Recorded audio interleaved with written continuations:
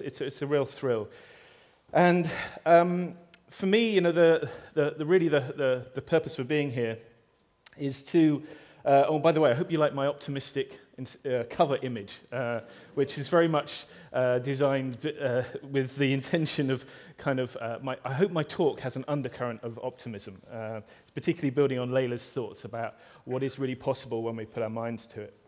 So my reason for being here is that I'm on a personal mission, if you like, to build an innovation movement towards a circular economy. And for me, I certainly don't have all the answers, but I have spent a lot of time developing my own mindset around the circular economy and going through a bit of a personal journey in discovering, if you like, the concept. And I wanted to share that because if there's nothing else that you take from my talk, I'd like you to take from this talk that circular economy is a mindset. As much as it is an economic framework, it is a mindset. And that's really the cornerstone, in my view, of the change we're trying to create. Do you remember, some of you, certainly if you're as old as me, will remember the film The Matrix with Keanu Reeves. And I've worked most of my career in strategy design, which is a little bit odd because maybe people don't necessarily think of strategy being design. But as a design thinker, I'm very much always trying to develop strategy through the design experience and of making things and working out where value lies. And I'm really fascinated by this idea that if we change somebody's frame of reference, if we change the story they tell themselves about what is real and the way the world is, you can change the course of action that people, you can change the path people are on and the decisions that they take. And I want to share a little bit, as I said, about my own personal sort of pill-taking kind of experience. So my chief executive met Ellen MacArthur at some very illustrious event, something like the World Economic Forum, and he said to me, you must go along and meet these guys. And it was a bit random, really. I happened to be in the room when it came up. So you must go along and meet these guys. So off I went to the Isle of Wight, open-minded, but a little bit kind of doing someone else a kind of favor. And they're based in the Isle of Wight. The Ellen MacArthur Foundation, by the way, are trying to drive, they're a think tank, really driving the transformation to the circular economy, do some really interesting analysis of what's needed. And anyway, so there I was, and I was invited along to their New Joiners Day. So they were having the New Joiners Day. And this was kind of a little bit interesting to me because I was thinking these people have already signed up to work for a circular economy foundation, and yet they're going to go for this sort of induction to the kind of concept and kind of go for this sort of seminar. So they were so small at the time, the foundation, that they had to hire this room, and it turned out to be the chapel in this old stately home on the island. So there I was in this stately home, and in walked Ken Webster, who's this rather forbidding figure, really jolly, kind of large man, and he had this twinkle in his eye, and I knew that he was going to give me an experience that I would never forget. And what he started off by saying is that the economy is designed. And okay, I'm thinking, okay, that's I'd never quite thought of it like that, but he said the economy is designed. And the economy was designed, it's not naturally occurring. The economy hasn't just occurred naturally. It wasn't by divine intervention either. We designed it, and we designed it to do a specific thing. The economy, the industrial economy, that was the basis of which was designed in the 1800s, was really designed as an industrial economy to maximize throughput, to capture and exploit natural resources and maximize throughput. And the effect of that economy has really colored and influenced pretty much all the fabric of our lives. It really has. And when you start to see it, it is quite amazing. So whether it's the command and control concept, the structures of this kind of mechanistic utopia that led us to create empires, to be able to create the scale to capture these natural resources, the way we thought about our worldview, this mechanistic, ordered view of the world that we had mastered as human beings. It affected the way we developed education systems. We put different parts of science into strict sort of silos that we could scale, that we could specialize in and scale. And they all fitted neatly, if you like, into the big cogs of this mechanistic view of the world that humans had come to understand and master. It affected the way we built cities. to service industrialization. You had the kind of the workers' piece, and you had the middle management piece. It affected the very language that we use in business, that still we use in business today, around dominance, a very macho concept around targets and territories. And it, as I said, it very much, and you can start to see it as I'm talking, I know this is what I started to see in the world around me. And it's really, really kind of fascinating. And it was, of course, an economy that lifted millions of people out of poverty and raised our standard of living. But is it an economy that we would design like that, knowing what we know today? Probably not. And if we imagine, for example, a factory conveyor belt, and you imagine the factory conveyor belt in a typical sort of linear economy, the resources going into one end of that conveyor belt to produce all the things that we think we need are finite. It turns out that they're finite. There's not an endless amount of them. Potentially not a great long-term strategy. When we produce things and they go along the conveyor belt and then we consume them in inverted commas, because we consume food, but that's pretty much about it. Maybe we consume energy, but a lot of the stuff we make we don't really consume. And it ends up as waste. It drops off the conveyor belt, we consume it, but essentially it then becomes waste. And the cost of this is astronomical. In plastics alone, we spend $80 billion a year on plastics that we don't recover, but we could recover if we had different systems. We waste about 30% of the food we produce in the world. We have cars that lie idle, most cars, for about 92% of their lives. And this linear model, this throughput model that we began to really, really effectively scale, has unfortunately correlated with some really nasty side effects. The rise of CO2, as you'll be familiar with, temperature rises, but also other things, obviously, like species extinction, deforestation, and incredible levels of pollution, which are affecting the biocycles, which essentially keep us and the rest of the planet alive. And a McKinsey report that the Ellen MacArthur Foundation commissioned for their New Plastics Economy report estimated that the current rate of species extinction, interference with the ocean systems, and the rate of dumping of plastics into the ocean, there will be potentially more weight of plastics than marine life in the oceans by 2050. So this is a system which has produced, you could argue, some self-defeating consequences. And as we imagine a new generation of, over the next generation, a new generation of middle class coming online onto the system, about 3 billion people, this is going to create some incredible consequences. In contrast, a circular flow-based economy can unlock a very different potential across the economic system. We can design this economy, because remember, the economy is designed. It's just we haven't done a lot of it recently. The economy can be designed to support biocycles.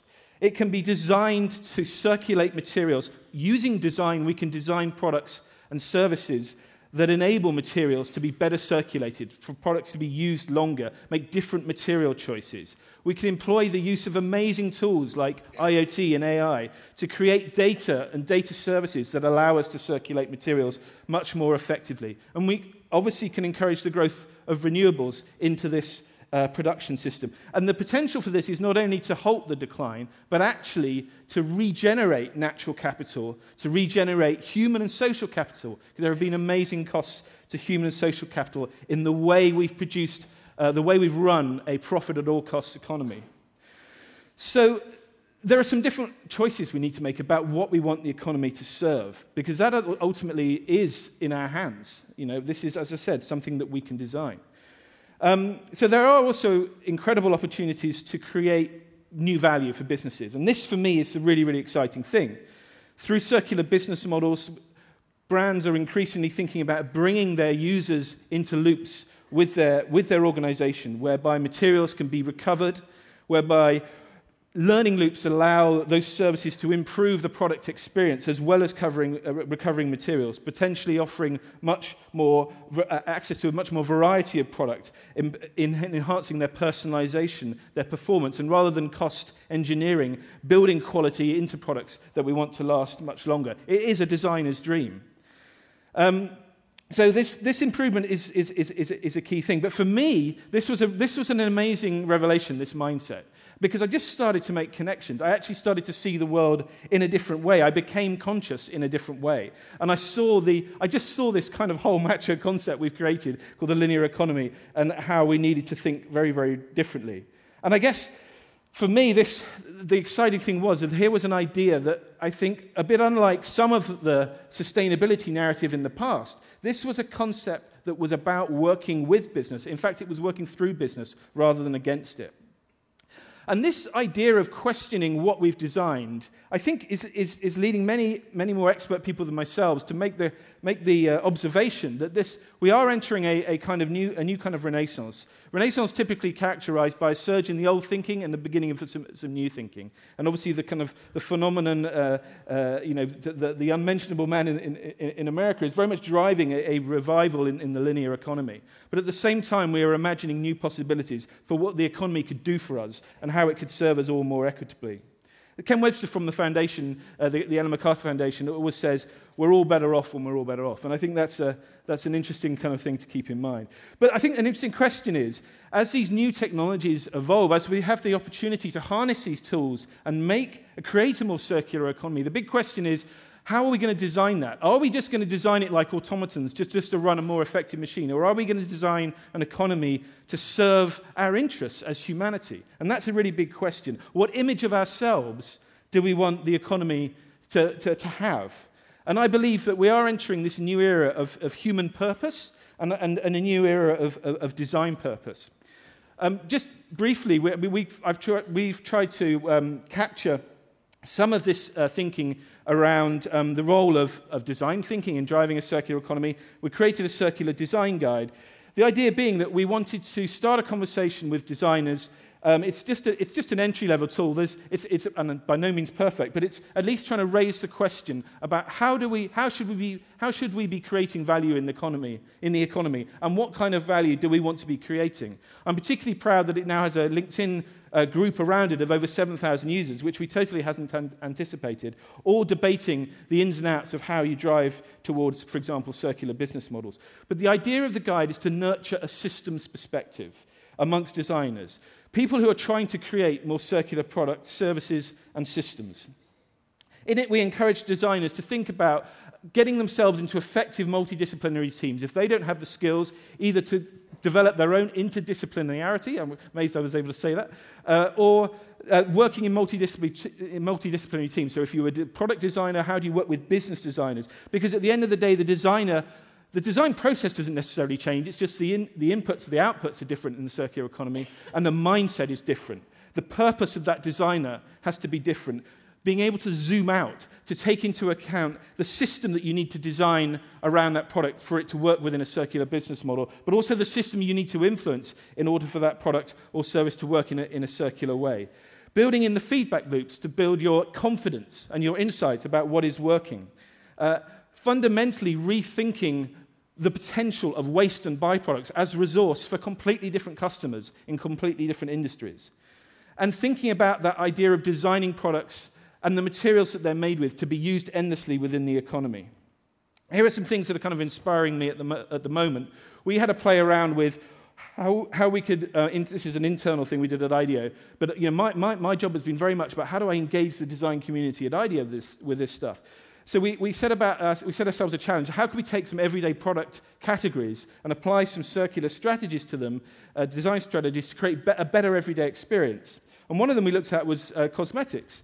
And we just did the classic thing of really identifying kind of how do people use this category, what are the problems with it, what are the needs, classic design thinking approach. But then we had our list of circular design strategies, and we started to lay this point about design being messy. We started to connect across those things, and we actually found that people, makeup is a really personally defining habit. It's about people's sense of themselves, and yet we just throw away the makeup packaging. And there's a slight tension between that, the personal nature of the product and its disposability. So we said, what if we created a lipstick base, for example, made of brass? Much more economic to recycle, but actually a much more emotionally engaging product that you might hang on to for decades. It might wear with you like a good fountain pen, developing this sort of beautiful patina. What if we actually then also built a sensor into the base that ordered a new replacement for the consumable bit when that ran out? What if we actually then used existing sensors, and they do exist today, to read the surface quality of our skin that could, in the end, maybe start to tailor the composition of the consumables that it was ordering for you? So you can see how, just by looking at the material strategy, the building in data as a service, we start to create a much more useful role for that packaging, a much more valuable relationship that brand can have with that user, and hopefully a more engaging user experience. I'm interested in the design narrative side as well. So I particularly like this idea that designers can engage users rather than to minimize their impact on the world, to maximize their impact on the world. How do we bring language to the user that evokes being part of a system that has a positive impact? I like H&M's use of the language in their recycled denim range around denim being reborn. It implies a sort of design intentionality as well, which I think implies quality, and I think it's a really, really interesting narrative. I'm particularly enthused as well about the role that we can think about in redirecting waste and using it more usefully within the economy. So a company in the States called Regrained takes the spent grain from the beer making process and is turning that into quite malty but delicious cereal bars. They're also producing flour from that. There's another company called Toast that gives its leftover offcuts of bread from the bread making process and puts that into the beer industry. So you could imagine there's a little circular economy there created around the reuse of these waste materials and these byproducts. And I think one hugely exciting area for us to think about is this idea that local economies can be, urban regeneration can really happen around the circular economy. And that's happening through much smaller manufacturing technologies, distribution, urban farming, renewables. These are opportunities to create new jobs, to create new natural environments within cities, and to create economies of shared economic interest at a local level. My last slide, my last point, is where am I going with all this stuff? Well, my personal journey is really around how can I work with between organizations. A lot of the big innovation needs to happen between organizations, new infrastructures, new supply chains. But more than just creating something that people hang on to and put their arms around that just makes a few people more money, how can I imagine IDEO's product, IDEO's deliverable, being actually designing the systems of change? So working with people, organizations, and the collective power of them in terms of their interests, their purpose, their influence, their assets, their ability to think differently, to really create a system that brings their innovation, their collective innovation, to the market at scale. So working with some really, really big innovations. So my last comment to you is the circular economy is a mindset, and I think perhaps the most powerful means of change is the stories that you tell yourself about what matters. Thank you very much for listening to me.